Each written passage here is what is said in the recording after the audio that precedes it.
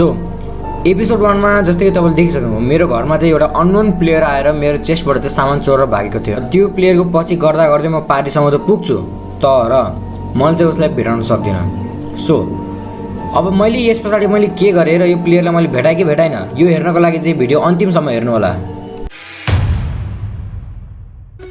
Hello friends, welcome back to episode 2 of my Minecraft survival series. Yes, पछिल्लो एपिसोडमा तपाईँले देख्नुभयो मेरो घरमा चाहिँ एउटा अननोन प्लेयर आएर मेरो चेस्टबाट सामान लुटेर भागिदियो। हुन त त्यो चेस्टमा धेरै सामान त थिएन नि, तर पनि आफ्नो सामान भने आफ्नै हो, आफ्नो भने आफ्नै हो, त्यो सामान चाहिँ लुटेर गइदियो। सो आजको एपिसोडमा चाहिँ म चाहिँ आफ्नो घरलाई अपग्रेड गर्ने सोचिरहेको छु। यो हाम्रो यो पछाडिको डट घरलाई, यो घरलाई यसलाई चाहिँ हामी ट्याक्क लगाएर वुडहरू अनि स्टोनहरूलाई अपग्रेड गर्नेछौँ। र मैले चाहिँ फर्नेस पनि बनाइसकेँ। यहाँबाट चाहिँ हाम्रो के गायब भएको छन् भन्दाखेरि चाहिँ हाम्रो सिड्सहरू गायब भएको छन् र त्यो प्लेयरलाई मैले भेटाएँ भने मैले ठाउँको ठाउँ फुत्रुको पार्नेवाला छु मैले, होइन। एक त यहीँबाट भागे हो त्यो भाग्न चाहिँ। सो अब स्टार्ट गरौँ आफ्नो घर रेनोभेट गर्न।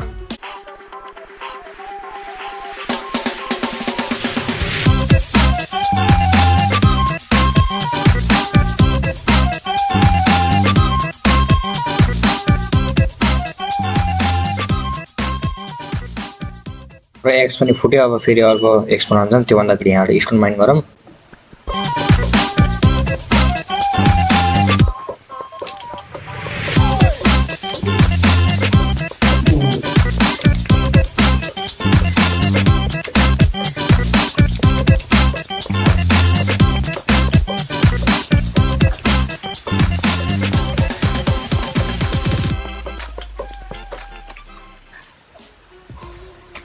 ओके, अब चाहिँ हामीसँग आइसकेको छ सामान हाम्रो घर अपग्रेड गर्ने। अब जाऊँ आफ्नो घरलाई यसो पारेर अपग्रेड हानौँ। त्योभन्दा अगाडि चाहिँ म चाहिँ अब चाहिँ चेस्ट अर्कै ठाउँमा राख्छु।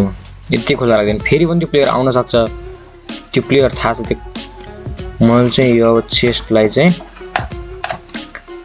खाल्डो खनेर यहाँ चाहिँ राख्ने विचार गरेको छु।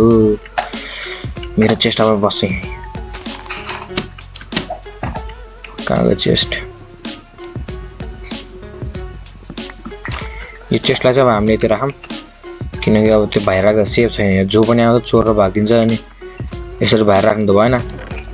यहाँ चाहिँ आफ्नो यो राखौँ भनेपछि यो राखौँ, यहाँ यो राखौँ, अनि एरो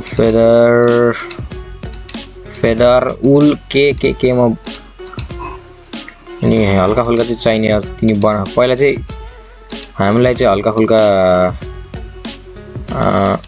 बस यति भए हामीलाई टुल बनाउनको लागि नि भइहाल्यो। अनि एक ग्लासलाई यति राखिदिउँ। खानेकुराहरू यति छँदैछन्, सबै काँचै छन्। पकाउनलाई कोल छैन। कोल भयो यति थोरै कोल भेटाएको थिएँ, त्यही पनि कहाँ भेटाएको थिएँ मलाई थाहा छैन। यहाँ आएर फर्नेस बनाएर त्यो पकाएँ। अब यसलाई चाहिँ ट्याक्क लगाएर ढाकिदिउँ। डट खै, यहाँ चाहिँ डट लिएर ट्याक पार्ने। न यतिको डटले हामी हाल्यौँ मन त त्यसले थाहा पाउन सक्छ यहीँ छ भन्ने। यहाँ पनि हालिदिउँ अनि एउटा यहाँ पनि हालिदिउँ। बस त्यो कन्फ्युजन छ। सो अब जाऊँ यसो भिलेजतिर। आज पनि हेरेर जाऊँ के होइन। त्योभन्दा अगाडि टुल्स बनाऊँ आफ्नो लागि।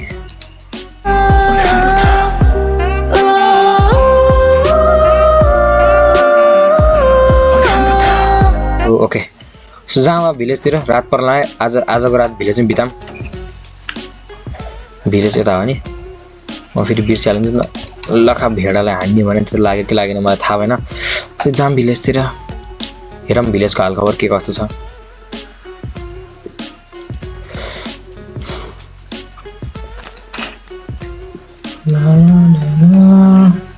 ल सब सुत्न गइसकेको छ नि क्या यार। बाहिर निस्क्यो ब्लेजरहरू। के छ दोस्त, सुन्छस्?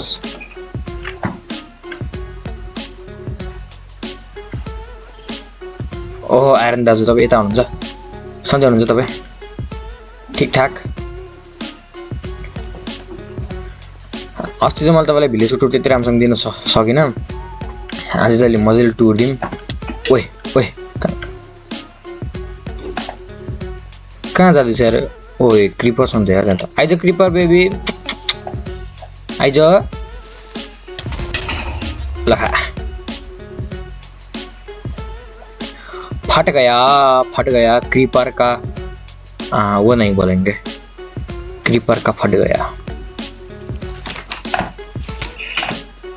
ओए स्पाइडर म किन डराएको छु त यार? प्रो हो नि म त फेरि। तेरे मासला हान्छस् मलाई। सो यो गाइज म चाहिँ प्रो भइसकेँ गाइज यार।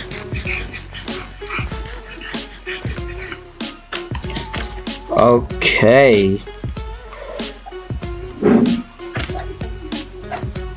यो टावर चाहिँ खतरनाकै छ नि यार यो भिलेजको जियो यार।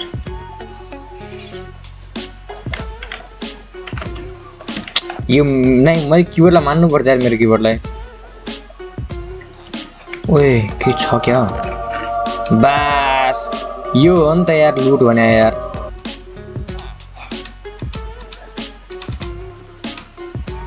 बास ये एप्पल चाहिए हामीले स्याउ खानु म दिएन। वाउ क्या ह्यान्डसम देखिरहेको छ यार। म ब्लाउज ला जस्तो। फेरि अर्कोले मार्न थाल्यो मलाई। मैले आफैले एक्सप्लोर गरेको थिएँ यार यो भिलेज यसरी। बल टावरहरू पनि छन् यहाँ, क्रिपरहरू पनि छन्। अनि ओइ म मरे।